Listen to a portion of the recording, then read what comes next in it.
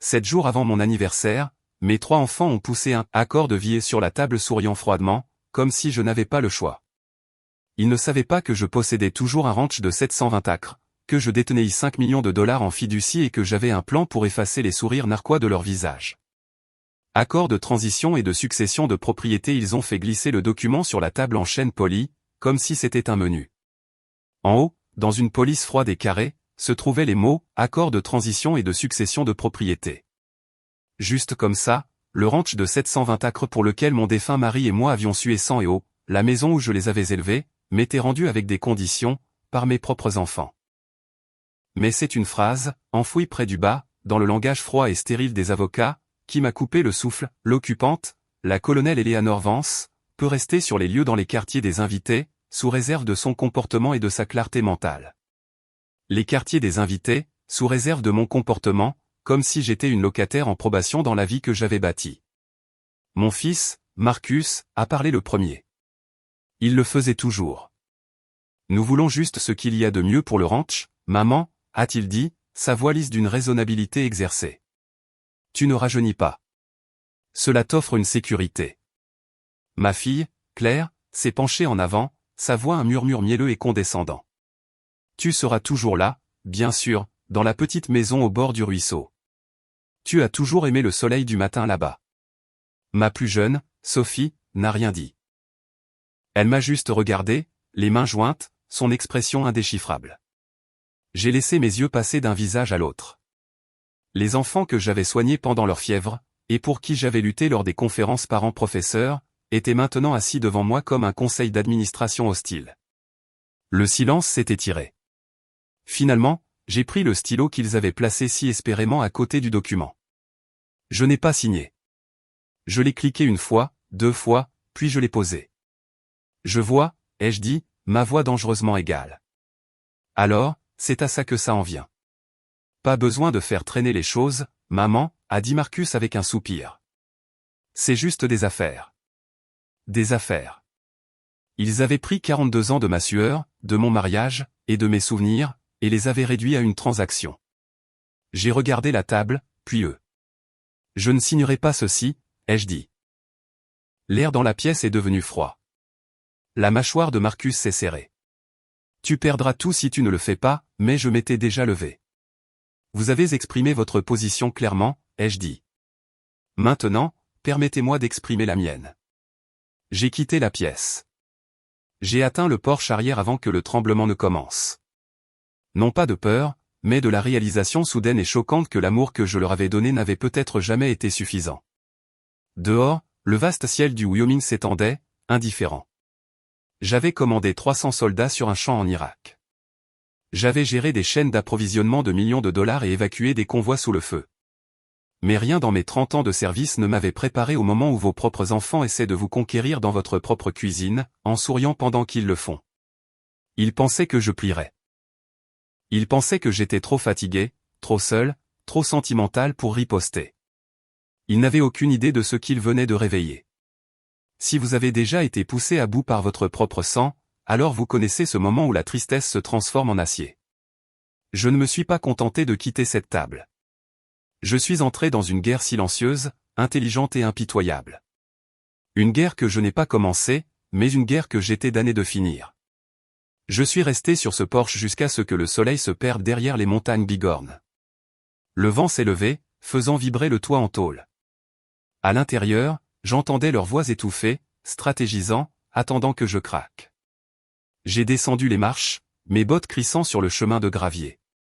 Ce n'était pas juste une propriété. C'était de l'os et du muscle et de la mémoire. C'était l'endroit où j'avais enterré mon mari, le général Thomas Vance, à l'ombre d'un peuplier. Et c'étaient les enfants qui avaient apparemment oublié de qui ils étaient la fille. Cette nuit-là, je n'ai pas dormi. Je me suis assise dans mon bureau, la maison silencieuse autour de moi, et j'ai commencé à assembler une chronologie. Chaque visite étrange, chaque suggestion voilée de la dernière année, Claire proposant de gérer mon courrier, Sophie demandant si j'avais mis à jour mon testament, Marcus me poussant à penser à l'avenir. Ce n'était pas de l'inquiétude, c'était de la reconnaissance. À 5h17 du matin, j'ai fait du café, fort, noir, de la même manière que je le buvais dans les tentes d'approvisionnement au milieu de nulle part. Je me suis tenu à la fenêtre, regardant les ombres reculées des champs. Je n'allais pas attendre d'être dévoré. Du fond d'un placard, j'ai sorti un vieux coffre en métal. Mes dossiers de service, les titres de propriété, et glissé entre eux, quelque chose que je n'avais pas touché depuis des années, l'arpentage original du terrain, datant de notre premier achat du ranch. Salt Creek n'était pas n'importe quelle parcelle de terre. Des portions avaient été utilisées comme terrain d'entraînement militaire pendant la Seconde Guerre mondiale pour la logistique équine. Cette terre n'était pas seulement sentimentale, elle était historiquement protégée. Mon défunt mari ne se souciait jamais des papiers, c'était toujours mon domaine. J'ai tout gardé. Dans l'armée, on documente, on classe, on prépare. Pas pour aujourd'hui, mais pour le jour où quelqu'un essaie de réécrire votre histoire. À midi, j'avais rempli 2 dossiers. J'ai décroché le téléphone et appelé le sergent-chef Franck Russo, retraité. Nous avions servi ensemble lors de mon dernier déploiement. Franck, ai-je dit, c'est Eleanor Vance. Il est temps. Il n'a pas posé de questions. Il a juste dit, où voulez-vous qu'on se rencontre? Il avait compris. Je n'allais pas m'emporter. Je n'allais pas discuter. Ils voulaient une guerre de paperasse. Ils allaient apprendre qui leur avait appris à se battre. Le vieux camion de Franck est arrivé cet après-midi-là. Il était plus large maintenant, plus grisonnant, mais il avait toujours cette stabilité inébranlable. Il s'est assis à ma table de cuisine, sans fioriture, et a ouvert le dossier.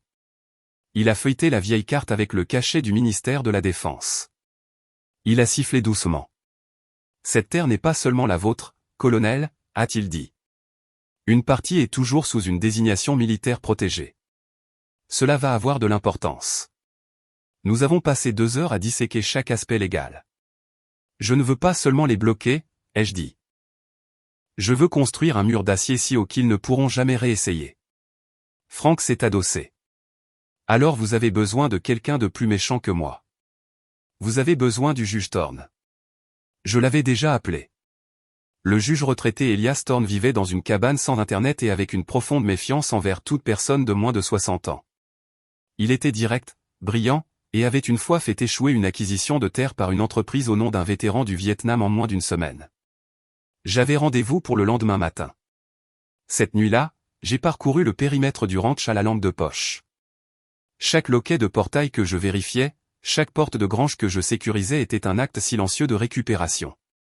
Cet endroit était le mien, non pas grâce à un acte, mais parce que j'en avais vécu et respiré chaque centimètre.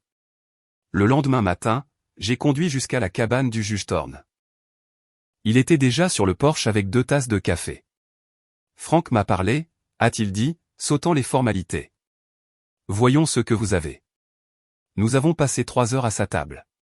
Il a lu chaque document, prenant des notes sur un bloc-notes jaune.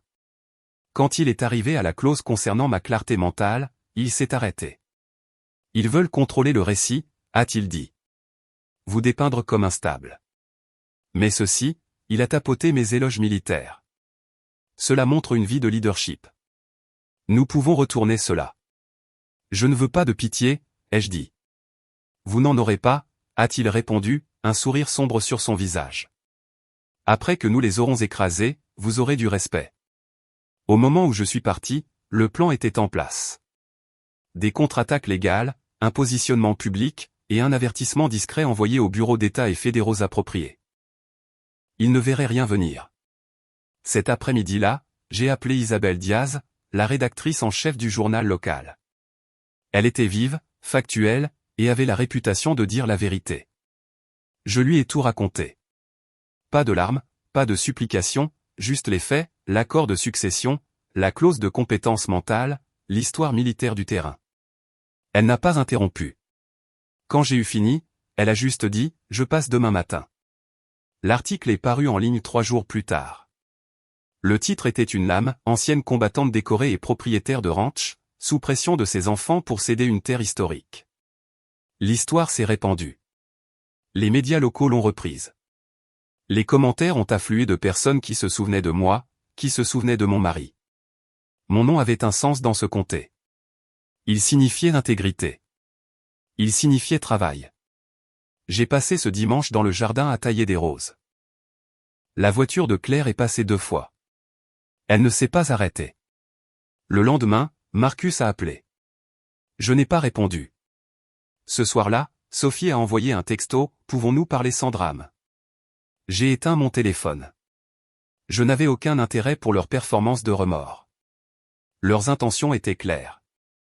Mon seul travail maintenant était de m'assurer qu'ils n'auraient jamais une seconde chance. Le silence de mes enfants s'est rompu un lundi après-midi. Claire est apparue à mon portail, vêtue d'un trench coat beige, ressemblant moins à une fille et plus à une négociatrice hostile. Je l'ai regardée depuis la fenêtre de la cuisine. Elle n'a pas frappé. Elle est restée sur le porche, attendant d'être reconnue. J'ai ouvert la porte et me suis appuyé sur le cadre. Nous devons parler de l'article, a-t-elle dit, la voix tendue. La famille est bouleversée. Marcus a reçu des appels de son bureau. Je n'ai rien dit. Nous sommes prêts à réviser le document, a-t-elle proposé, comme si c'était une grande concession. Un petit rire sec m'a échappé. Claire, vous étiez prête à me faire signer pour que je cède tout ce que j'ai bâti. Maintenant, vous vous inquiétez de votre réputation. Puis est venue la menace, voilée et laide, si cela continue, il y aura des dommages aux actifs, aux relations. Vous pourriez perdre la sympathie si les gens commencent à enquêter sur vos décisions passées, les déclarations fiscales, cet héritage que vous n'avez jamais déclaré en 2002. Ils avaient fouillé. Je m'y attendais. Ce qu'ils ne savaient pas, c'est que je n'avais rien à cacher. Chaque dollar, chaque clause, chaque erreur que j'avais commise avait déjà été divulguée au juge Thorne. Faites ce que vous avez à faire, ai-je dit, ma voix calme. Mais faites-le vite. Et j'ai fermé la porte. Ce soir-là, une proposition révisée de 42 pages est arrivée par courrier. Le langage était plus doux, rempli de jargon d'entreprise comme « flexibilité fiduciaire » et « restructuration de l'héritage », mais l'intention était la même, il voulait le contrôle. Je ne l'ai pas signé. Au lieu de cela, j'ai fait envoyer une lettre recommandée par le juge Thorne, toute nouvelle tentative de coercition ou de diffamation serait suivie d'une plainte civile formelle et d'une demande d'injonction publique. Les représailles ont commencé. Une plainte anonyme concernant le zonage, une campagne de murmures à l'église, des épaules froides au magasin d'aliments pour animaux. Cela n'a pas fait mal. Cela m'a aiguisé. Puis Marcus est allé trop loin. Il a essayé d'accéder à l'un de mes comptes bancaires inactifs, liés aux subventions agricoles du ranch. Il a utilisé un ancien identifiant, pensant probablement que j'étais trop sénile pour l'avoir changé. Le système a signalé la tentative et la banque m'a appelé directement. Je l'ai signalé, non pas pour des accusations, mais pour documenter la tentative. Quelques jours plus tard, une enveloppe non timbrée est apparue dans ma boîte aux lettres. À l'intérieur, une seule ligne tapée, il prévoit de vendre le ranch derrière votre dos. Il y a déjà un acheteur. Je n'avais pas besoin de savoir qui l'avait envoyé. J'ai appelé McKenna, une ancienne officier de l'armée de l'air devenue consultante en succession. Elle l'a confirmé en 1 heure, une enquête exploratoire avait été déposée par un groupe de Capital Investissement à Denver. Comment l'arrêtons-nous, ai-je demandé. Nous ne l'arrêtons pas, a-t-elle dit, la voix sombre. Nous l'exposons. Cet après-midi-là, la vieille amie de mon défunt mari, Grace Weston, est arrivée dans un camion rouge cerise. Elle travaillait pour un fonds de conservation. J'ai vu quelque chose qui m'a fait penser à vous, a-t-elle dit, en me tendant un dossier. À l'intérieur se trouvaient des notes manuscrites de mon mari, des croquis, et une ébauche de lettre au ministère de l'Agriculture, proposant une servitude de conservation à long terme pour le ranch. Il ne l'avait jamais déposée, ne voulant pas me brusquer pendant mon deuil. Mais il savait même alors que cette terre pourrait un jour avoir besoin d'être protégée de notre propre famille. La dernière pièce du puzzle venait de s'emboîter. Le terrain ne serait pas vendu. La mer ne serait pas effacée. La prochaine étape ne serait pas la défense. Ce serait un règlement de compte public. La nuit où je les ai tous invités pour un dernier dîner était froide et calme. J'ai allumé la cheminée, non pas pour la chaleur, mais pour le souvenir de ce qu'était cette maison. J'ai mis la table avec la porcelaine blanche de ma mère. Ils sont tous venus. Ils se sont assis, tendus et vigilants, attendant ma reddition. Après un repas presque silencieux, je me suis levé au bout de la table, comme le faisait mon mari. J'ai trouvé le brouillon, ai-je dit, ma voix claire dans la pièce silencieuse. La servitude de conservation que votre père avait prévue il y a des années. Je l'ai déposée ce matin. Jenna est devenue pâle. Marcus s'est éclairci la gorge. Je suis aussi au courant de l'acheteur à Denver, ai-je continué, et des faux états financiers, et de la procuration que vous avez tenté de déposer. Claire a ricané. Maman, nous vous protégions. Me protéger, ai-je dit, ma voix plus acérée maintenant. Vous protégiez votre héritage. Vous m'avez tendu un contrat et m'avez demandé de céder ma maison en échange de vivre dans une chambre comme une invitée. Marcus a marmonné quelque chose sur mon ingratitude. J'ai passé 30 ans dans l'armée, ai-je dit, ma voix basse et dangereuse. J'ai lu des documents classifiés au milieu de la nuit, avec des drones ennemis au-dessus. Je sais lire le silence. Je sais voir la trahison.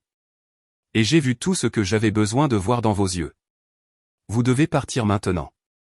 Marcus a fait un pas vers moi, les poings serrés. Vous ne pouvez pas nous jeter dehors. Nous sommes vos enfants. Vous avez cessé d'être mes enfants au moment où vous m'avez traité comme un problème juridique à résoudre.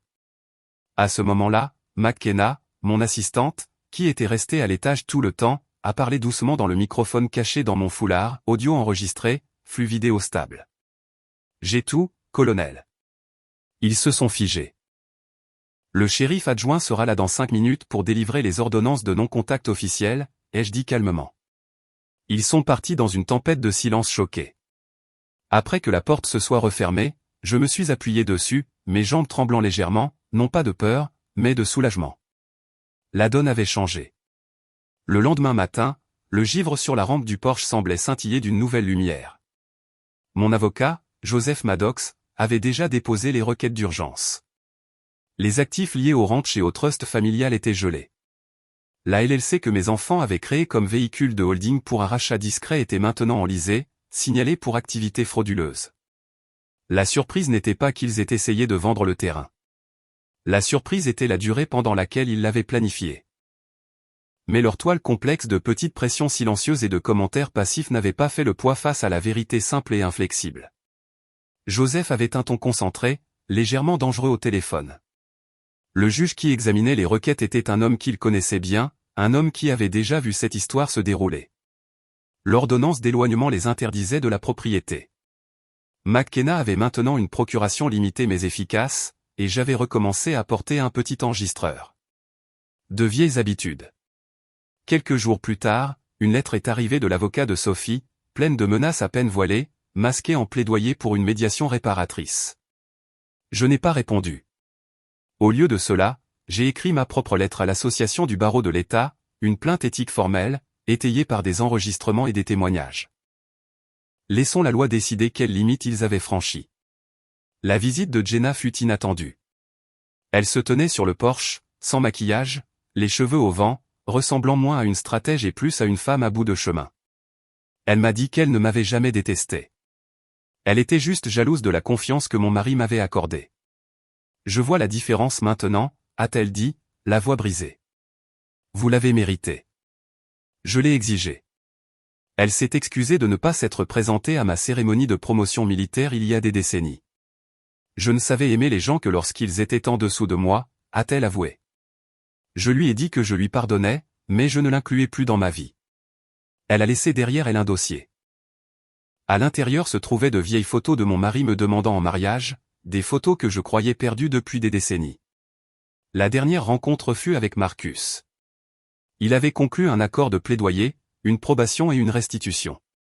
Nous nous sommes rencontrés au bureau de son avocat. Il semblait plus petit, fatigué. Il n'avait pas d'excuse qui compterait, a-t-il dit. Il a admis qu'il m'avait perdu le jour où il avait décidé que j'étais superflu. Ne me contacte pas, lui ai-je dit. Tant que tu n'auras pas vécu une année entière sans mentir, manipuler ou prendre aux autres. Si tu peux faire cela, nous verrons. En partant, il a parlé une dernière fois. J'ai gardé la photo, a-t-il dit. De vous et papa lors de votre mise en service. Alors, souviens-toi qui t'a élevé, ai-je répondu, et je suis parti sans me retourner. La lavande a fleuri tôt cette année-là. La terre, comme moi, s'était enfin détendue. J'ai fait don d'une partie de la propriété à un refuge local pour femmes vétérans. Ils ont commencé à construire de petites cabanes près du pâturage sud, un endroit pour les femmes prises entre le service et l'invisibilité. Je connaissais bien cet endroit. Mon héritage ne serait pas un nom sur un acte transmis à des enfants ingrats. Ce serait un sanctuaire, un lieu pour recommencer. Un soir, Sophie est venue avec sa fille, qui avait maintenant 9 ans. Elles ont apporté le dîner.